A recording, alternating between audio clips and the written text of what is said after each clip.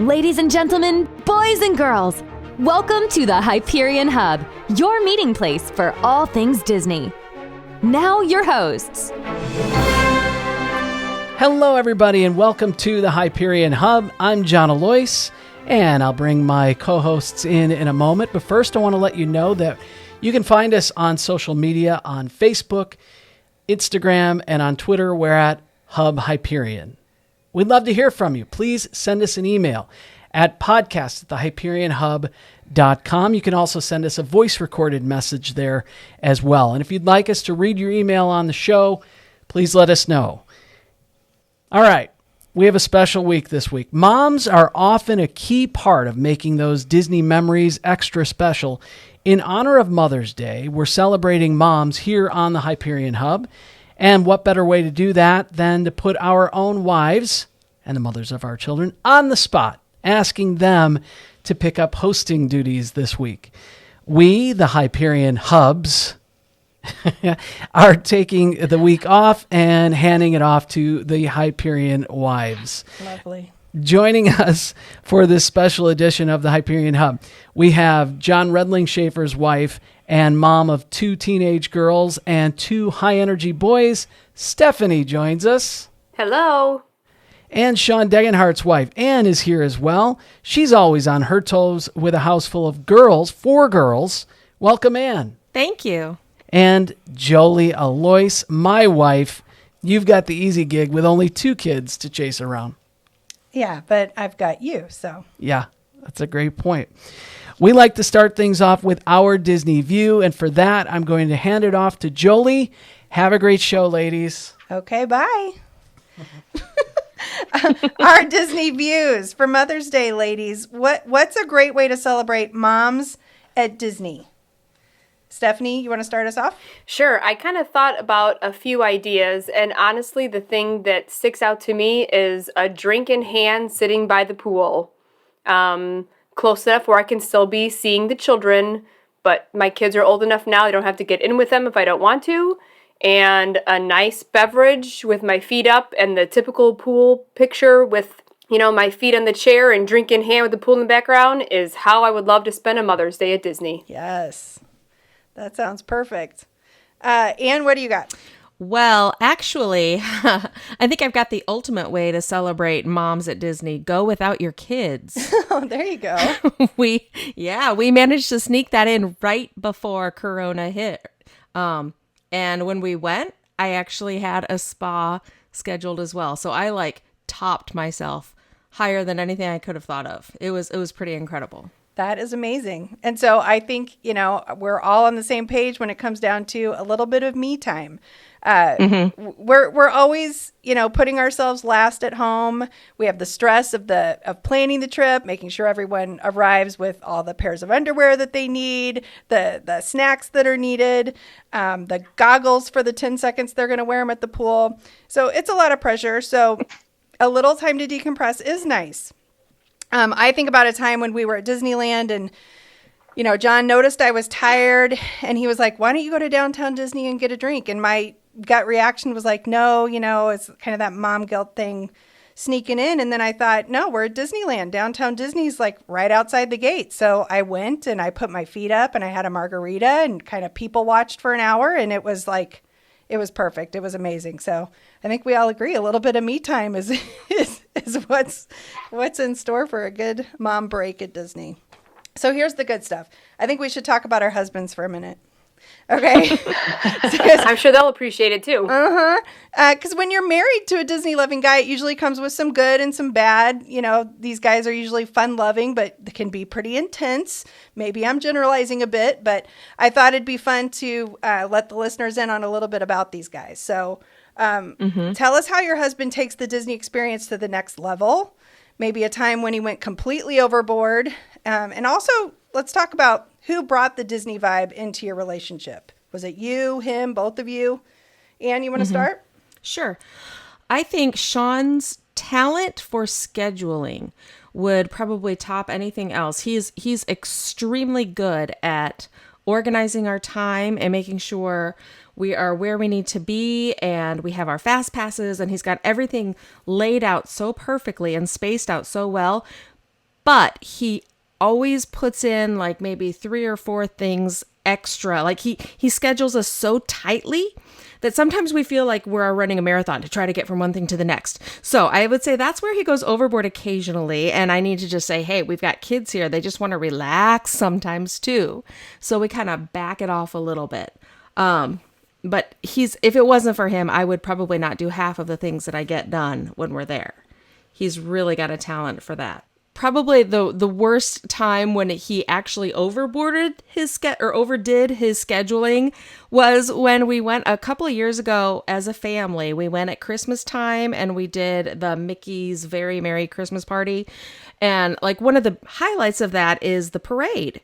And he planned for us to go to the later parade rather than the earlier parade, thinking it would be less crowded. Well, we don't know if it was less crowded because we pooped out a few hours before the parade. So we actually missed the parade, but he tried. But yeah, I know that's one of the things. He always brings that up when we miss the parade at the Very Merry Christmas. And so, yeah, that's pretty good. I can relate. That's his planning. Yep. Yep. For me, anyone who knows my husband, John, knows he takes everything he's passionate about to the next level. So, of course, Disney's no exception. And the fact that he's a video director by trade, I think is what really takes him to the next level when we're at Disney, because he is rarely seen without a camera of some sort documenting everything. So I have to remind him sometimes when we're at the parks to just like, Put the camera down, see with both of your eyeballs, like what's actually happening around you. Make it a real live memory instead of a video memory. But it's like it's in his blood. So, but the reward is the amazing vacation videos he puts together, which is great because I am the world's worst scrapbooker. So if it wasn't for him, we wouldn't have half the things we have documented. And I don't know if you guys have ever seen them, but they're definitely worth a search of his personal YouTube page because he really does. He really does take it to the next level and does such a beautiful job. And then as far as who brought the Disney into our relationship, I would say that's definitely one of the things we had in common. Our first like grown-up vacation that we took, that we planned and executed all by ourselves with no parents, was right after we graduated college. It was the year 2000, so it was a big Disney year anyway. They were doing the big 2000 celebration. We were fresh out of college, like I said, doing the long-distance dating things, getting our careers off the ground. So that is just such a precious memory, and really kind of set the stage for the rest of our Disney-loving lives together. So, Stephanie, what about you? Well, and I can attest to your husband's videoing because when we actually had the opportunity to meet in Disney, we made one of those videos and I loved watching it. And then it got me interested in watching more of his. And he does have a great talent. So, but I can see it being a little too much at times, be like, just look at us this way. So, yes. I would say my husband doesn't really take too much overboard. I feel like he lets me, going back to when we met at Disney, my family, we like to match shirts, or I should say I like to match shirts. And my husband doesn't throw a fit about it. He thinks he loves it too. So to me, I feel like that's where he could be considered going overboard a little bit, that he's not one of those husbands that fights me on it. He loves it. I remember your husband pointing out, oh, here came all the 6 Redling Schaefers in their neon yellow shirts. And I was like, yep, that was us. And he takes as much pride in that as I do. So, but I would say he brought in Disney. He's going to disagree with me on this one. His mom is a huge Disney fan. And so she'd been pushing for us to take a huge family trip with the kids, but the kids were always different ages and it just didn't seem to work out. So we finally went our first time in 2013 and we had picture perfect trip. I mean, nothing went wrong. It was everything you want in the trip. And we left and about 2 months went by and we kept talking about the trip and he's finally like, we have to buy Disney Vacation Club. We have to buy it. And he called up and he called the rep. And like I said, 2 months after our trip, we were Disney Vacation Club members. And I had originally thought we'd go back like 5 years later when the boys were older. But he said, no, we have to go. And so he'll tell you that by accident, I talked to a DVC rep on our first trip, thinking he was the concierge at the hotel. Like, it was just, so I did bring back pamphlets that they gave me, but I had no intention. And he took it and we came home, and so he ran with it. So I'm going to say he did, and I was very quick to follow because it was so wonderful. But he definitely made the push to make it a bigger part of our life. That's awesome. That's how Disney gets you. You go, you have that one first perfect Disney Yes. trip. You're hooked for life. Okay, so I don't know if you ladies experience this, but as a Disney fanatic mom, I'm often asked for trip advice from friends and family. So I thought it'd be good if we can all throw out a couple of our top mom-friendly tips that help make a trip go smoothly. So I'll kick this one off this time. And even though my kids are way too old for this now, I'm going to focus all my tips on one thing: strollers. Okay? So I think we can all relate to these. You guys let me know. First and foremost, if you're planning a first-time trip and using a stroller, please know that the designated areas for stroller parking are not a suggestion. If you do not leave your stroller in the stroller parking area, I can guarantee it will not be there when you come back. Don't even try it. I think most people have, like, not even meaning to, like, you just leave your stroller along the sidewalk and you come back and you're like, where'd my stroller go? So also along the lines of stroller parking, when you do park in the appropriate area, it's a sea of strollers, and they have cast members. They're constantly moving these strollers around to keep everything kind of in nice, neat lines and keep the traffic pattern going smoothly. So tip number 2 is mark your stroller. A lot of people will use Disney balloons tied to like the handlebars of their strollers. We always used a neon colored bandana. Like, I would actually pack this.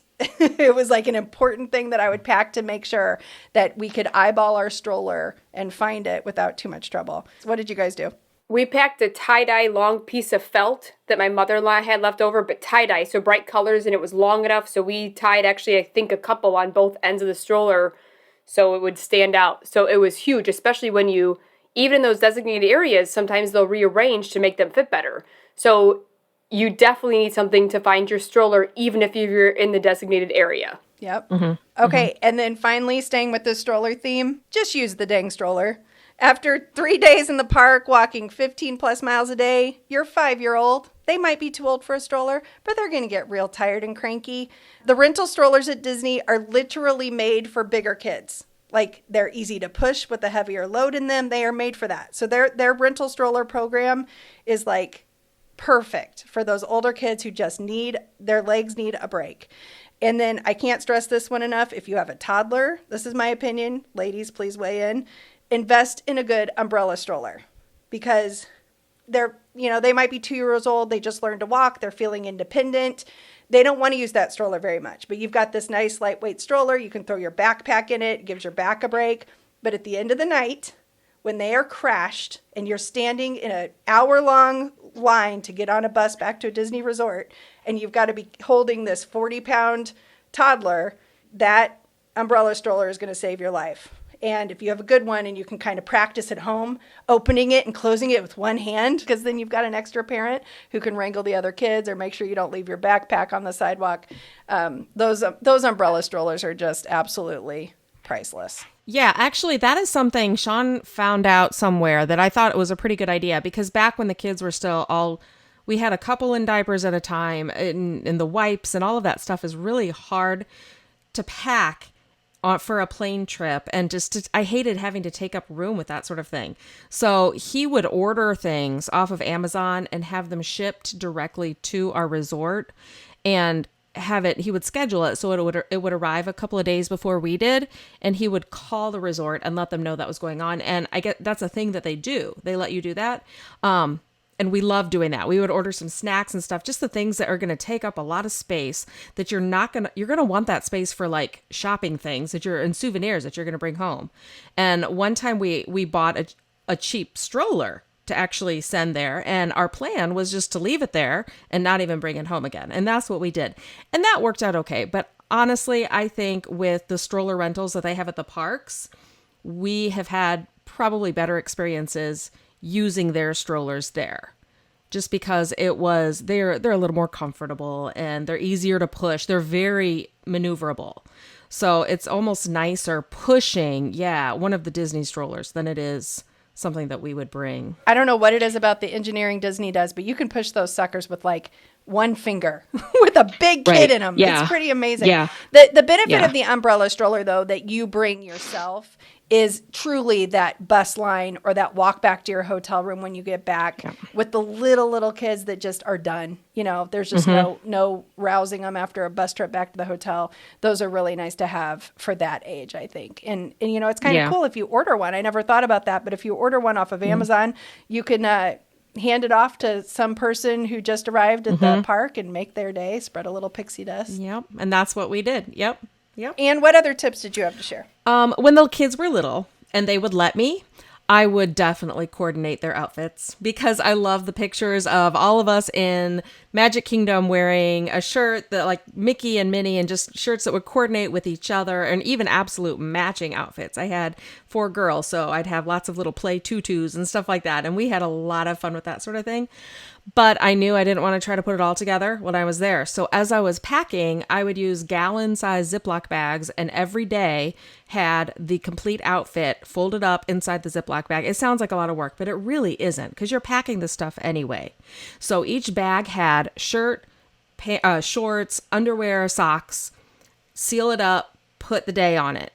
And I did everybody in a different color because I'm very visual that way too. So everybody knew. And then when you unpack, you just put them all in the drawer. So even the little ones at the times could help to get themselves ready. And they knew exactly what to wear. And I didn't have to worry about that.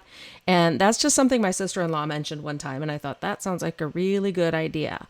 And now that my older ones are a lot older, they're teenagers. They don't really want to match. So I don't really do that sort of thing as much. But when they were little, that was definitely a huge time saver. It saved a little bit of sanity too. Cause then I knew, I'd have some cute little pictures and I wouldn't have to work too hard while I was on vacation too. I wanted to enjoy the time as well. So that was a nice idea. It's also a space saver because if you can put them in those baggies and squeeze them real tight, get all the air out, you can save a lot of room in your luggage. Yeah. And if you do any princess dinners or anything, then you can have everything. You might need a bigger than a gallon size, but everything in one spot. So you grab it for the day that you've got whatever, and, everything is all ready to go. All the glitter and the stuff that you want to add. Love it. Anything else, Anne? Any other tips you have? I would just say when you're at the resort, the people who are the cast members who are taking care of you at the resort, they're so thoughtful and kind, and even they go the extra mile. It's really something else. I mean, there's smiles and they leave little surprises, and if you have stuffed animals, they'll set the stuffed animals up on the bed like with a little Mickey or something. And we definitely wanted to make sure we had tips for the cast members at the resorts. So I set that up ahead of time because I knew, again, my mom brain, I would forget, and I didn't want to forget. So before we even left, I had an envelope for every day, and just the amount, I think they say $1 a day for each person is what you should tip your mousekeeping. And we might have put in a couple extra because we're pretty messy. But so I had that all ready to go, and I had it all labeled out. So, and color coded, of course, because that's me. But then I knew exactly what to do, and I could leave it out. And I felt good knowing that I wasn't forgetting somebody that I knew I didn't want to forget. Those are great tips. Love it. How about you, Stephanie? What you got? Well, and I can't take credit for these. Kind of like you, on our first trip, I reached out to a mom who I knew went a lot, who had kids similar ages, and I said, what do I do? What are some good things? And so when people ask me, I pass along hers. So I can't totally take credit for these. But one was, all of us with little kids always have a backpack or a bag of some sort with water, snacks, things like that. She said, always put a towel in there. So after the Florida rain showers, you can wipe off, some of the ride seats that are wet, or sitting in the parade, put it down over the wet cement. It was just something, not a huge one, but just something to have just to wipe up some of those small things you may just want to have a wet tushy for. Another one is, when you walk in, especially Magic Kingdom, you go down Main Street, and what do you have on both sides? You have shops, you have souvenirs, you have goodies, you have everything. And like your husband, I have a schedule, and we have here to go and here to go and here to go and here to go. But I do schedule in time for shopping. But I always remind the kids when we go, and I'm like, we will do shopping on this day. And they know by now that when I say we're going to shop, we will shop. We will have plenty of time to shop. But, a lot of times the kids want to walk in, they just want to go there.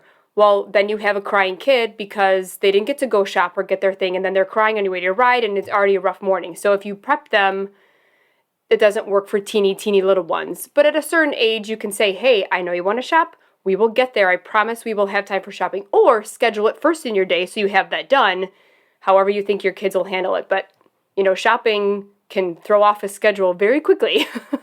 I always, with our kids, we've always taken the stance of, we'll look, but we're going to shop on the last day. Because if you buy something now, you're probably going to want something else. So keep in mind, kind of keep track of what it is you're interested in. And then, of course, always, the birthdays leading up to those Disney gift cards are like so key, because we like to give our kids a budget too. It just makes the expectation so much more clear cut, and it's their money technically that they're spending rather than yours. So yeah, those are always good. Yeah, gift cards are great. And the last one she said is, crabby children do not make magic. And so if even my oldest is 15, but I would say even now, my youngest is 8, we don't go morning to night. We don't. We get there first thing in the morning and we go to about lunch, and then we go back to the hotel. We might swim. We might, my teenagers might get on their social media for a while. But we take a break, especially when we go in summer. You need breaks from those suns. And there was one trip we thought our kids were old enough to not do that, and it was disastrous.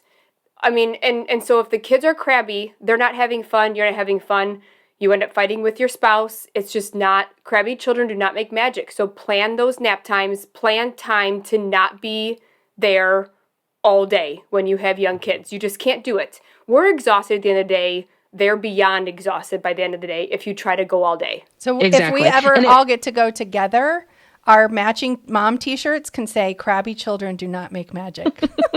Yes, I love it. Definitely. That's great. Well, I was going to say that I know it's almost the opposite of what you would want to do, because you're spending all this money and you've gone all this way and you want to spend all the time you can. But it is so much better when you give everybody a couple hours or whatever they need and then go back. It's really fun just to go back in the evening, and you've been at the hotel for 2 or 3 hours and you go back again. It's fun. You're refreshed. It makes it much more, it's quality rather than quantity, I think, really, when you're there. Absolutely. And it's cooler in the evenings, certain times of the year. And there's so many neat, like you said, a late parade, fireworks, and if you take those rests, you might have a chance to possibly make it. If you take even a longer break in the afternoon and go back at dinner time, there are ways to fit in those, because there's so many neat things that happen at night that if you go all day, you're never gonna make it. Right. Or you won't even enjoy it. Yeah. Yeah. And that goes for the parents too, because even when your kids are older and they don't need naps anymore, by that time we're starting to get to the age where we wouldn't mind a nap. So it's good to, it really is. It's good to just pause and refresh. A lot of times we'll do full days, but we make sure we plan a whole day of just being at the hotel or exploring the hotel. So whatever works best for your family, but definitely incorporate that downtime. It's so important. Mm-hmm.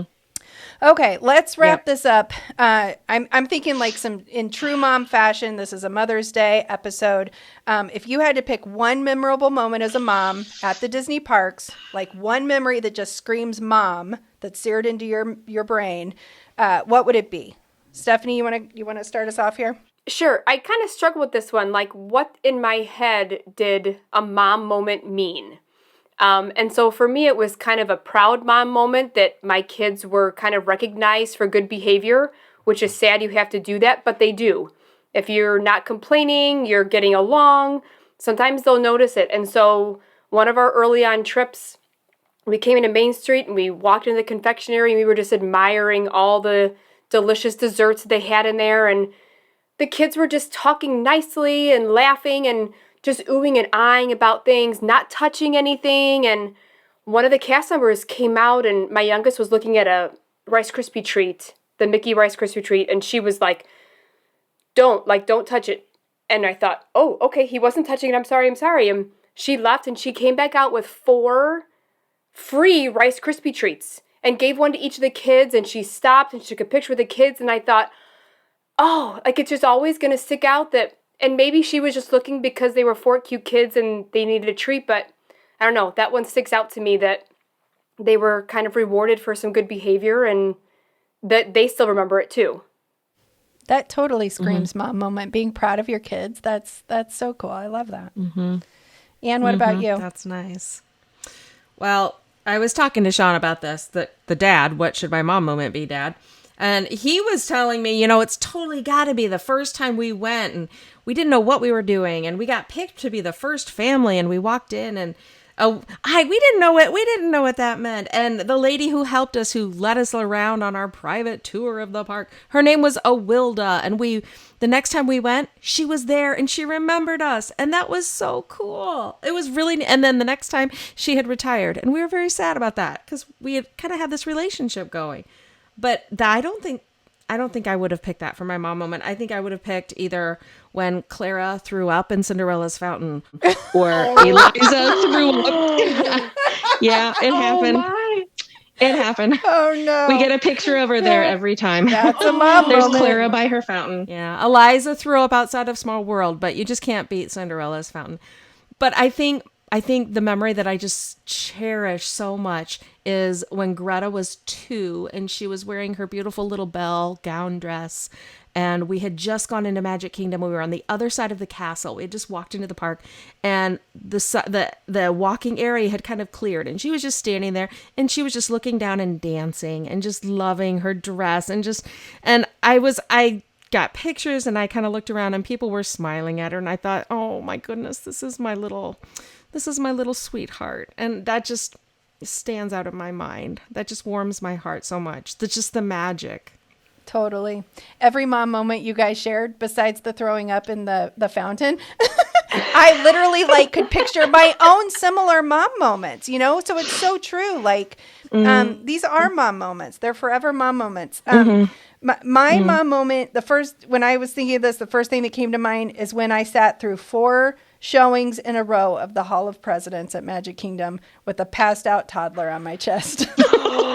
Yeah, it was nap time. It was hot outside. I remember it was just, the air conditioning felt so good and TT was out like a light in a second. And apparently the voices of our presidents of the past can lull you right to sleep better than any lullaby. So, but the cast members were awesome, and every time the show would end and the lights would come up, there was just someone, they were just giving me the hand motions it's okay, stay put, stay there, let her sleep. And so it definitely takes a mother's love to sit through four showings in a row of Hall of Presidents, but it was such a cool moment and something I'll never forget, because she was just, those are the moments where you think this isn't going to last forever. My cuddly little chubby toddler, sleeping on my lap in the Magic Kingdom is just a moment in time. So definitely a good mom memory. Mm-hmm. And I love how the cast members recognize that sort of thing too. They're watching for things like that and they're encouraging the family ties. That's great. Yeah, I was grateful. That's for sure. Well, this has been so much fun. We might have to do a Hyperion Wives Takeover show again. Sounds good. Yes. You can let us know if you'd like to hear more from us and what kinds of topics you'd like to cover by messaging the guys at podcast@thehyperionhub.com or check the guys out on social media. We'd also love to hear your tips and tricks for Disney with kiddos. So thanks for listening, everyone. Have a great week. And to all you moms out there, happy Mother's Day. We're glad you could join us. We'd love to hear from you. You can email or send us a recorded audio message at podcast@thehyperionhub.com. Find us on social media on Facebook, Instagram, and Twitter. The Hyperion Hub is not affiliated with the Walt Disney Company or its subsidiaries. We'll meet you next time at the Hyperion Hub.